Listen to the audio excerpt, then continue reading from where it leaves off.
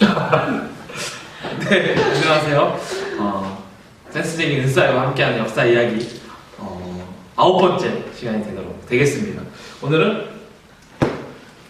발해에 대해서 한번 살펴보도록 하겠습니다. 뭐 우리나라 국민이라면 우리가 발해 정도는 다 알고 있죠. 고구려를 계승한 그런 나라로 알려진 발해.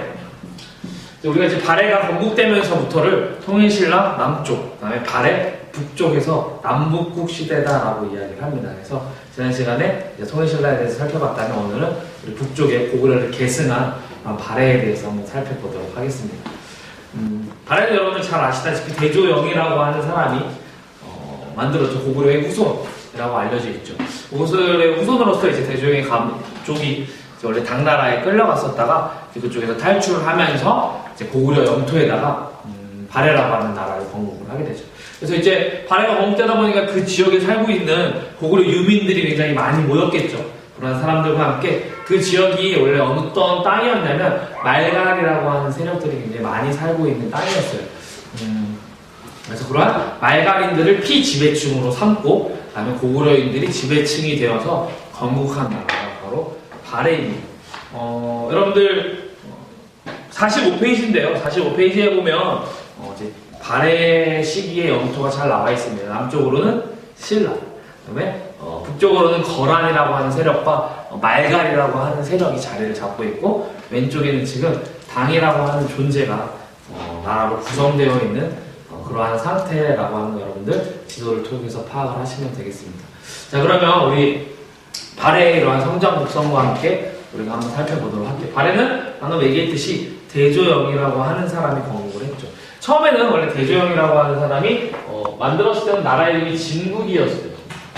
근데 이제 처음에는 이제 당나라가 발해를 인정하지 않다가 결국에는 인정을 하게 되면서 발해 군왕으로 봉하게 되면서 그때부터 이제 발해라고 이야기를 하죠. 발해 군왕, 발해 주광으로 봉하게 되면서 이제 발해라고 이야기를 합니다.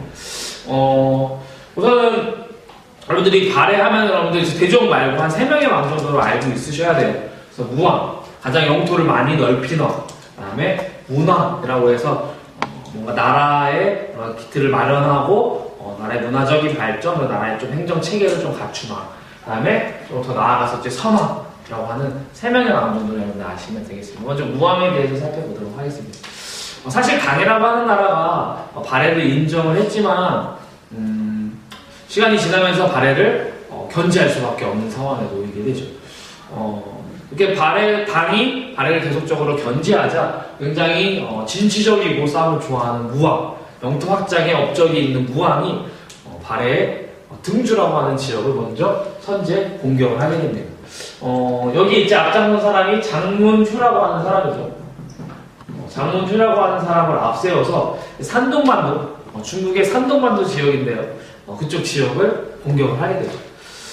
당이 물론 잘 막아냈어요. 그런데 이제 당이 굉장히 열받죠. 당이 열받아가지고 어떻게? 한 대 맞았으니까 어떻게 해야 돼요? 한 대 쳐야 되겠죠.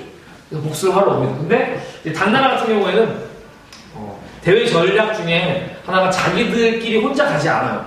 바로 다른, 즉 이의제의 정책이라고 해서 오랑캐를 이용해서 쳐부순다라고 하는 전술 전략이 있는데 당이 가만히 있지 않고 이제 신라에게 손을 내밀죠. 그래서 원래는 이제 당과 신라가 나랑 전쟁 이후에 관계가 굉장히 서먹서먹해졌는데 이때 서로 다시 한번 연합하게 되면서 관계가 굉장히 많이 회복이 되죠. 신라와 당이 발해를 공격해옵니다.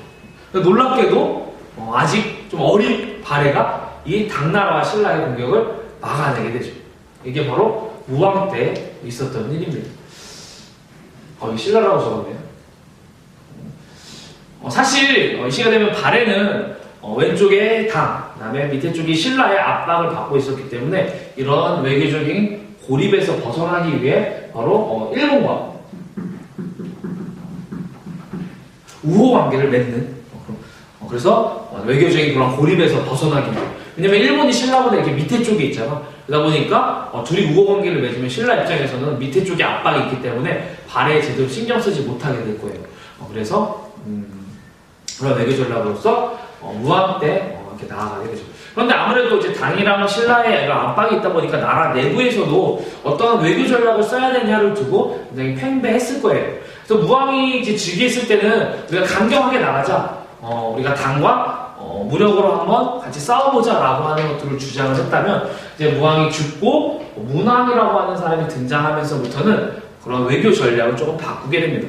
우리가 언제까지 계속 싸울 수만 없지 않느냐. 이제 당과 신라와 조금 우리가 우호 관계로 돌아서자라고 하는 그러한 외교적인 선택을 하게 되죠. 그래서 문왕 때가 되면 당과 다시 친선 관계로 돌아서게 됩니다.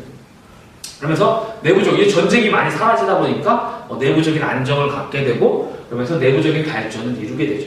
당이라고 하는 나라는 굉장히 큰 나라고 중국, 그죠? 그러다 보니까 굉장히 선진 문물이 발달된 나라입니다. 당과 친선 관계로 돌아서자 선진 문물을 받아들이는 그러한 장점을 얻게 되죠. 특별히 당으로부터 영향을 이제 크게 두 가지를 받는데요. 선생님이 이제 좀 이따가 얘기하겠지만, 발해 같은 경우에는 어떠한 식으로 구성이 되어 있냐면, 우선은 지배계층에는 고구려 유민들로 구성이 되어 있어요. 그리고 이 피지배층에는 말갈인으로 구성이 되어 있죠. 그러다 보니까 발해는 고구려적 요소도 있지만 말갈적 요소도 있습니다. 또한 당으로부터 이 문화 때 영향을 받으면서 당의 문화의 영향도 굉장히 많이 받아요. 그래서 세계의 색채가 같이 나타나는데요. 그러한 당의 영향을 받기 시작하는 게 바로 문왕식이죠. 바로 당으로부터 받았던 이제 두 가지 선진 문물이 삼성 육부제라고 하는 것과 바로 상경성이라고 하는 수도인데요. 수도의 모습이죠. 먼저 삼성 육부제를 선생님 설명을 해보면요. 안 보이네. 삼성 육부제를 설명을 해보면 우선 왕을 중심으로 해서 그 밑에 세 개의 성을 두었어요. 이게 업무를 담당하는 제일 중요한 부서죠. 그래서 정당성, 선조성, 중대성을 두고, 그다음에 정당성 밑에 좌사정과 우사정, 그리고 이 밑에 각각 충인이, 지혜시, 충인이, 지혜시. 여기 말하는 이제 충부, 인부, 의부, 이러한 6개의 부서를 두는데요. 여기서 말하는 충인이, 지혜시는 유교에서 강조하는 덕목들이에요. 그래서 사실 당나라 같은 경우에는 이러한 육부가 선조성 밑에 존재를 하고, 그 다음에 충인이 지혜신이 아닌 2호의 병형공, 2부, 예부, 형부 이런 식이기 때문에 이름이 좀 바뀌게 됩니다. 또 요게 이러한 것들을 통해서 발해가 당으로부터 문물을 받아들였지만 그대로 받아들인 것이 아니라 자기네들의 옷에 맞게, 자기 몸에 맞게 옷을 입었던 것처럼 바로 독자적인 부분을 추가해서 받아들였구나라고 하는 사실 여러분들이 기억을 해두시면 되겠습니다. 그 다음에 이게 표가 선생님 좀 이상하게 그렸지만 45페이지에 잘 나와 있어요. 특별히 거기 보면 이제 주자감이라고 하는 것도 나와 있는데요. 주자감은 신라의 국학과 같이 유학을 공부하는 고등 교육기관이라고 생각을 하시면 되겠습니다. 참고로 지금은 한명지 학생이 지금 찍어주고 있네요. 예전에 머리만 잘랐었는데 오늘은 그러지 않기를 기도하면서 계속 나가도록 하죠. 그다음에 이제 수도를 문왕시기가 되면 이제 상경성을 옮기게 되거든요. 발해 같은 경우에는 수도가 5개예요. 5경인데요. 그중에 이제 상경성으로 이제 천도를 하게 됩니다. 아마 그전에 중경이었던 걸로 기억을 하는데요. 상경성으로 천도를 하면서 도시를 구획을 하는데 어떠한 식으로 구획을 하냐면 바로 당나라의 장안성이라고 하는 것을 본떠서 구획을 합니다. 바로 어떤 식으로 되어 있냐면 궁궐이 있으면 왕이사는 이제 궁궐이 있죠. 궁궐이 있으면 가운데로 쭉 길을 누는 거예요. 이거 우리가 뭐라고 하냐면 주작대로라고 불러요. 여기 이제 주작대로라고 해서 길을 두고 이 길을 중심으로 해서 바둑판 형식으로, 그리고 바둑 안 두니까 조금 더 여러분들에게 친숙한 의미로 한다면 오목판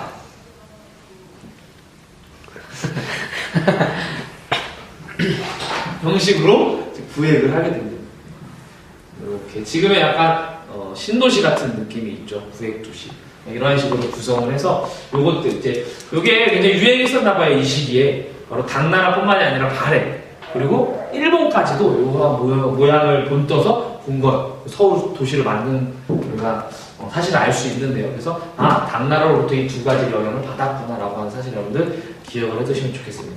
그리고 플러스 하나 더 바로 신라와의 관계도 많이 회복이 됩니다. 신라 도라고 하는 게 생겨나게 되는데요.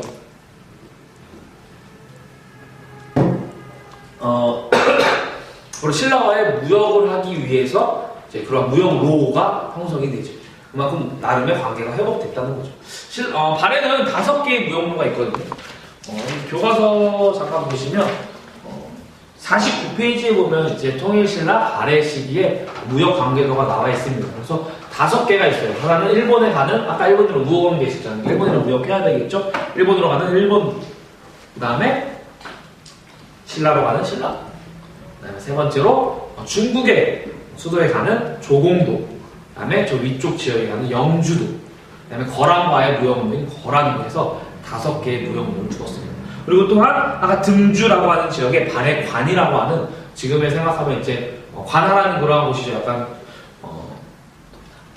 그래서 발해 사람들이 거기 머물렀다라고 생각을 하시면 돼요. 지금의 차이나타운과 비슷하다라고 보시면 되겠습니다. 이렇게 문왕 시기에 나름의 안정을 맡게 되고 시스템을 갖추게 된 발해는 굉장히 많이 성장을 하게 되죠. 그래서 굉장히 국제적으로 큰 인기를 부과를 합니다. 그래서 결국에는 당으로부터 야, 너희들 굉장히 국제성이 뛰어난 우리와 같은 나라다라고 해서 칭찬을 듣게 되죠. 너희들 진짜 또 동쪽에 진짜 잘 나가는 나라다라고 해서 해동성국이라고 하는 별명을 듣기도 하죠. 선생님은 스스로 선생님에게 내가 이름을 지어주죠. 센스제이 인싸이라고. 물론 다른 별명들이 있어요. 라바도 있고요. 네. 그다음에 뭐 부자철? 살짝 부자철. 그다음에 뭐 김주영 뭐 이런 얘기도 있고요. 그다음에 뭐 하마는 치면 뭐 원순이 뭐 등등의 뭐 굉장히 많은데요. 당나귀, 고릴라 좋아요. 말도 있고요. 네. 굉장히 많아요. 옆에 뭐 자기 친척 닮았다는 옆집 아저씨 닮았다는 사람도 있고요. 뭐 개그맨 유세훈 닮았다, 장동민 닮았다. 뭐 되게 많아요. 살짝 여기 엄청난 인물들이 쏟아져 나옵니다, 여러분들. 여러분들 혹시나 나중에 TV나 여러 가지 보면서 또 닮은 친구 있으면 언제든 얘기해 주세요. 아무튼 넘어가도록 하겠습니다.